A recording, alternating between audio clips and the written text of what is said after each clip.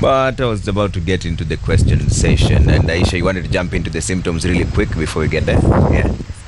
To bring in another aspect that we haven't really talked about, a lot of people these days engage in social media a lot, and we are very active and we spend a lot of our time there. So one of the symptoms can be noticing that somebody on social media has changed the way their language, the way they're speaking, and so that can be a symptom, and you can notice that this person doesn't normally talk like this. Why is are they talking like this? And it's usually a very big dump of information at a very fast rate, so just just saying things. So that can be a way to check for symptoms. And then also, when you talked about high functioning people, I used to be a high functioning person, but then at some point you just crash. You're unable to sustain that energy that you need to pretend that you're okay or that you're able to handle everything. So that's also another way that you can know that somebody was very high functioning, but suddenly they can't leave the house. They keep canceling plans and they seem flaky, constantly canceling plans, but then it could be that now they're unable to put out that energy that they were putting out before to show that they're okay and everything is fine. And you've also been keeping tab on how it manifests in women. What have you seen? Yes, I feel like there are different ways that women experience, especially mental health illnesses, because as much as we are told that we are able to express our emotions, we are able to cry, but then it's after you're done with your crying and expressing, chin up, move on. So you're not allowed to take a break. The break is just to, and then continue with whatever you're doing. So women are not allowed to show weakness. We're strong. Women are strong. You have to be a strong woman. You carry the family, you carry the community, you carry, wherever you are. So you constantly have to be on it so that nothing falls apart. But then what happens is you don't get a chance to rest. You're not given a chance to, be fragile and need care and need to be taken care of, because you're the one who's taking care of everybody else. So that's how it really manifests to a lot of women. All right. Questions? Let's take 3 questions real quick. Yes. Very fast. Okay, my name is Matthew Rotich. Okay, from the survey that Trevor has just talked about, is that Kenya, we are ranked about 6th in the number of people suffering from depression. Okay, so my question is, what is the government doing to make sure, or the health organizations doing to make sure that this number reduces in the coming years? Okay. Dr. Mutisia will help us handle that. Another question. Okay, I'm Paul Mutua, and my question is a general one. What is it that can be done to help those victims who are suffering from depression due to issues like poverty?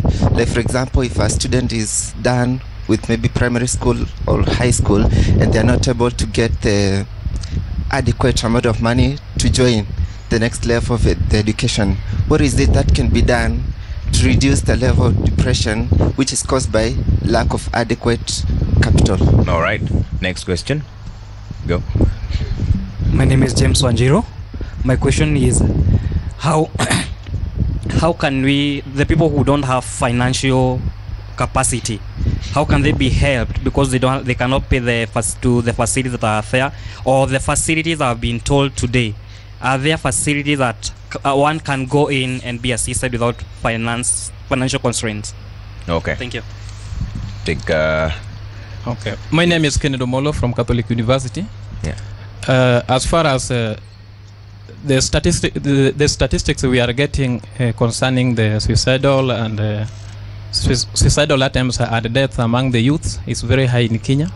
I would like to know if maybe there is any layers between the government and other independent institutions on how to suppress this kind of problem in our societies. All right.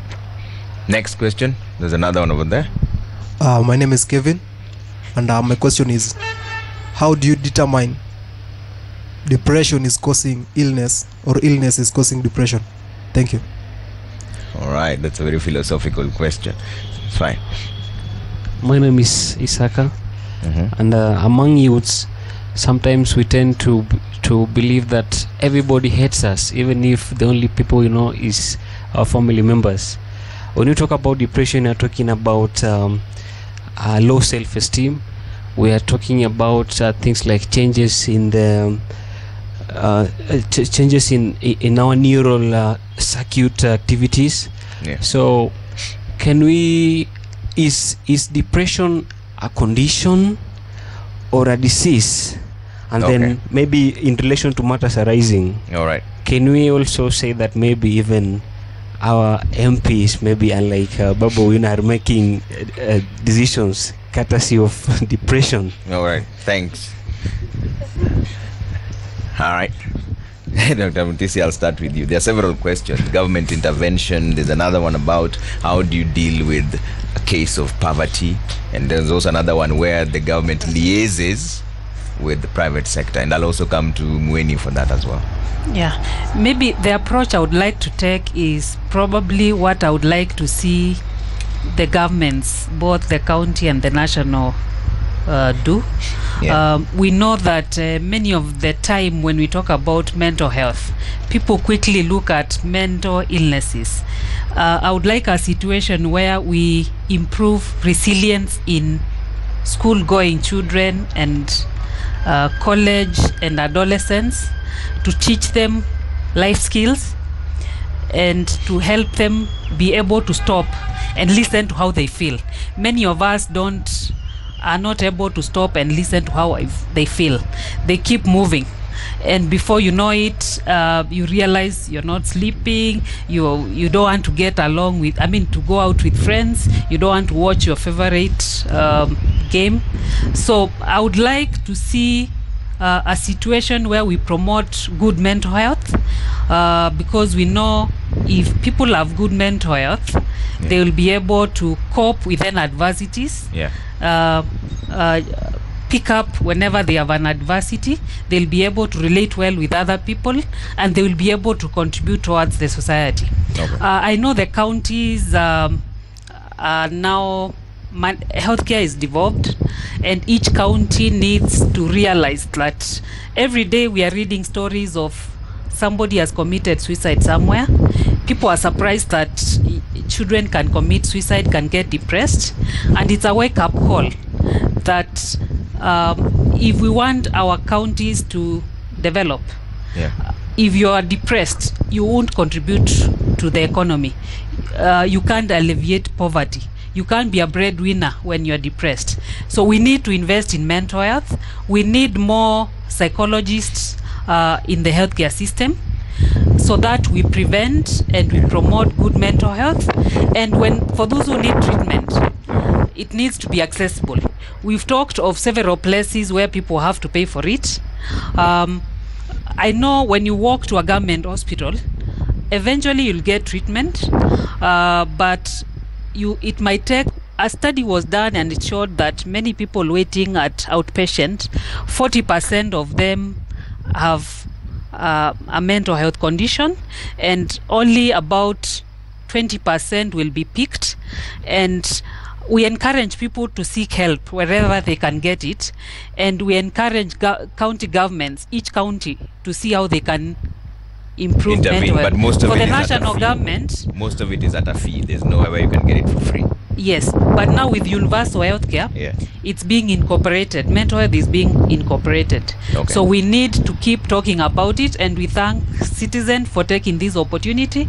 I hope that a policymaker somewhere, will take it seriously and make sure that they incorporate it in their plans. Just to add, Eddie. To add some on that, I think depression is one of the best documented problems. Unfortunately, we're not having enough conversations about it. We're not having enough of these town halls. And one of the ways I think I agree with you is it's actually wanting to see what the government, both at the national and county government, doing is promoting, creating awareness. And with all this information that we have, to be able to give it to the public in a way that it'll initiate conversations, change the messaging in a way that it will touch, especially understanding what somebody who's going through depression looks like. Because we sit by the roadside as depression is taking away so many lives, and many people are passing through it as we watch. Every day, I think every week now, we get all these headlines coming through. Yesterday, I saw a 2-year-old, 8-year-old, a standard 2 kid who took his own life. I don't know. That's so hard to understand. And there are very many underlying issues that, if it's addressed by creating outreach programs all the way to the grassroots level, it'll start creating a conversation and a narrative that will just go all the way up. Okay. Because the moment we start talking about this, the moment we understand better these problems, what depression is all about, the more we'll start talking about it. And I believe on the aspect of just talking about it amongst ourselves, and creating such platforms. All right, Mercy, I'd like to hear your perspective on what he asked, that how do you deal with someone who's undergoing depression because of something like poverty? They're done with their school, they can't go to the next level. The only solution is to get school fees. And then the other biggest issue is how to deal with the relapse. Yeah, you're dealing with the depression. At some point you're okay, at some point you're not okay. How do you deal with it? Very briefly. Okay. First and foremost, you have to realize that poverty and mental health, they are intertwined. It's like the head and the chicken, the egg and the chicken issue. You cannot sometimes tell which one is causing which, because if you are of poor mental health, then you are not able to go out there and pursue your dreams, and that in its own, it can cause poverty. Again, this poverty, because you are overthinking too much about your situation, about where you are, it can cause depression, which is part of mental health. Okay? And so what needs to be done to those people in those areas, especially those who are from less privileged homes, it is for them to get a lot of training, for people to help them think outside the box, that you can start even a small scale business with as little as 20 shillings. You start with njugu, tomorrow you sell 2 packets. All right, and then they stop pity-patting themselves. So the end of the world. As long as you have your 2 legs, your eyes, and your brain, and your hands, you can go out there and do something. Now, about the relapse, what really causes the relapse, first and foremost, is when the treatment plan is not well followed. Majority of Kenyans will take their loved ones who are mentally ill, depression, alcoholism, direct to the rehab centers. And that is not the solution, because you've taken that person all of a sudden from the environment where they are used to, from drinking 2 crates of beer, into a place where there is no alcohol. They are not even willing. You take them there to cover your faces for your own self-image. When they come back, they were not willing. So if we correct the treatment pathway, which begins with the therapy together with medication, and then of course a lot of family support, psychosocial support system, this person, we will reduce the cases of relapses. Okay. And generally, how much does it cost for a viewer who's listening right now and they're wondering, I need the help, how much will it cost me? You do not have to be an inpatient to get mental health treatment. You can be an outpatient. And I want to answer one question which I think was very critical. Where can you get that help for free? Is there any place in Kenya where we can get mental health treatment for free? Yes, there is a place. And I'll give you that place very, very clearly. It's called Kamili Mental Health Organization. And the main office is in Lower Kabete, just next to the Kenya School of Government, where there is the Lower Kabete dispensary. That is where they are housed. You will find them there every Thursday, and there will be a qualified psychiatrist to see you for free. But you have to be from a less privileged family or background. That same clinic, it operates also in Gashie every Friday. Gashie level 5 hospital or something like that. I don't know about the level very well, but there is an hospital in Gashie. You will find Kamili organization there. It's an NGO, and they will treat you for free. You will get counseling for free. Then on every Wednesday, they run another clinic in Kangemi. You can go there. You'll get the same services. So Wednesday, Kangemi; Thursday, Lower Kabete; Friday, Gashie. You have no reason to say you didn't have a place to go for your treatment. What about counseling? Yes, they will give you medicine. You'll see a specialist, a psychiatrist, and you'll see a counselor for free. But if you need to talk to somebody even on phone, like right now, you are at home and you feel you're not going to sleep, or you are thinking, I'm going to kill myself this night, please don't. Take your phone and look for that number. For NPC, Nairobi Pentecostal Church, Valley Road, and any other NPC church. They offer free counseling services online, and you can walk into their church, into their offices anytime, and you'll be able to access free counseling. And if you can afford, then go and promote Daktari Pale and also come and promote me. But if again you cannot, feel free to call me. Feel free to come. I'll give you a free session, and then I refer you to the right place. All right. Yes. Thank you very much for that offer. Meshak Maina, I just want to hear your comments on this really quick. You're a volunteer with the people who are dealing with such things in the slum areas. What is your experience like? Do they know where they can get their help? Good evening. My name is Meshak Samson Maina. I am a former victim of depression, but I believe I'm still going through the healing process. I have had 3 phases of being suicidal, but thank God I didn't die. What I have been doing is trying to rescue people who actually write suicidal notes online. I have realized that there are 2 types of suicidal notes. There is one that people write, and it is usually on a piece of paper collected next to the body when the person is dead. But there's another suicidal note that people write online, which is not actually a goodbye message. It looks like a goodbye message, but in reality it is a coded message. Somebody is trying to tell you, I need help, and this is my last call for help. It is either you come right now, find me alive and help me, or you come later and find me dead. That is where I got the disconnect between the physical paper and the online, whereby it is a public platform. Somebody is writing and they are sure somebody is going to see it. So I've been pursuing that. Every time I see something like that, I have called Kenyans online through my social media platforms. I've told them, if you see anything looking like this, you just tag me or get a screenshot. You can send it to my phone on WhatsApp or send it to wherever platform you know you can access me, and I'm going to follow up. So how do they access you in case somebody notices such a thing? What's your page? My Facebook name is Meshak Samson Maina, and there is no other name looking like that. So if you just type Meshak Samson Maina, you see my profile and a page. I also have a page. All right, thanks, Meshak. All right, Catherine Jerry, I want to hear your views on this as well as we wind up. You've written a book on this. What are the most interesting things you found out that we haven't mentioned here? Very briefly, please stand. Good evening, everyone. My name is Catherine, and mine is coming on a marriage basis. Getting married at a tender age, going through rejection, and again getting married into an abusive partner. And then when you think that this is the right place that you are, this person throws you out, and you don't have a home, you don't have anyone to call, you don't have a relative that you can turn to. You're all alone in that wilderness. You don't know where to start. And then you find yourself that you're in that cocoon. You don't know how to get out of that cocoon. And it happened to me. I tried suicide more than 3 times. It didn't work. I was bitter with myself. And the first thing I realized is that I wanted to be alone. I don't want to talk to anyone. I don't want to see light. I don't even want to shower. That is now when the alarming signs started.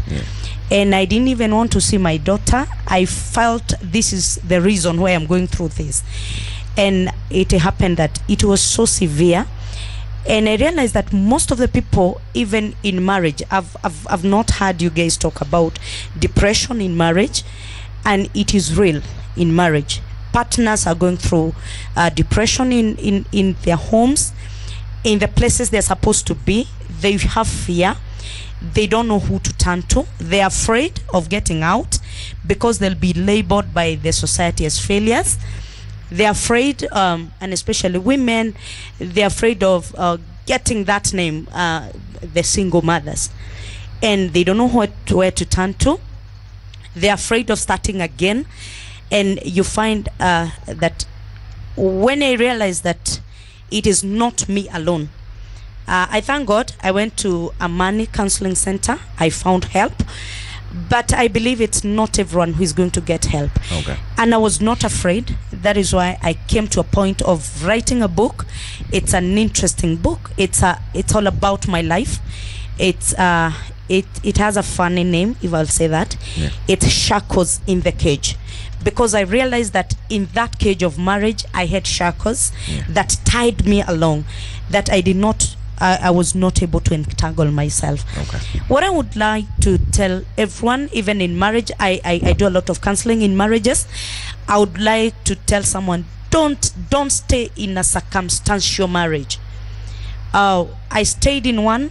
I rejected myself, having no formal education, coming from a family that I realized I was rejected. I stayed in that cocoon all alone. I was bitter. I hated myself, and my husband used to tell me some very nasty things, and he used to call me names. And I thought, okay, he says that I'm not beautiful, so I'm not beautiful. And I rejected myself too. It was ugly, but I want to tell people there is hope. I want to tell everyone who is there, you can always talk to someone. There is hope in God. There is hope. Talk to someone. Don't die in that situation alone. Thank you so much. Talk to someone. All right. Thank you so much. And that's where we have to leave it tonight. This is the Monday Report, the Town Hall session, live from Prestige Plaza, Longong Road. We were talking about the burden of depression, and like Eddie said, we'll talk about this again. This is not enough. But ladies and gentlemen, thank you so much for making time. And remember, if you're out there, be your brother's keeper, will you? If you notice anything strange, speak up. I'm Trevor Mbija. Always a pleasure having you with us. Good night for now.